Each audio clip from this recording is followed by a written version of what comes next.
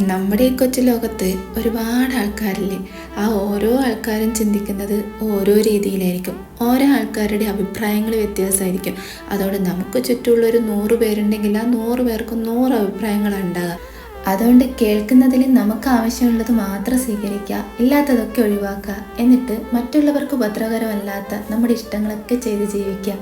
അതല്ലേ സന്തോഷം. അപ്പോൾ നമുക്ക് നമ്മുടെ ചിക്കൻ കറിയിലേക്ക് വരാം. ഈ പൊടികളൊക്കെ ഒന്ന് മറിച്ചും തിരിച്ചൊക്കെ ഇട്ടപ്പോൾ ഈ ചിക്കൻ കറിക്കൊരു വ്യത്യാസം ഉണ്ടല്ലേ.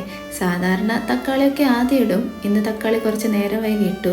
ചില പൊടികളൊക്കെ അങ്ങടും ഇങ്ങടും മാറ്റിയിട്ടു. ചിക്കൻ മസാലയാണെങ്കിൽ കുറച്ച് അവസാനം ഇട്ടു. ഇതൊരു വീഡിയോ കണ്ടിട്ടുണ്ടാക്കിയതാണ്. ആ വീഡിയോയിൽ ഇതിൽ തൈരും കൂടെ ചേർക്കുന്നുണ്ട്. എന്നാൽ ഞാനിതിൽ തൈര് ചേർത്തിട്ടില്ല കേട്ടോ.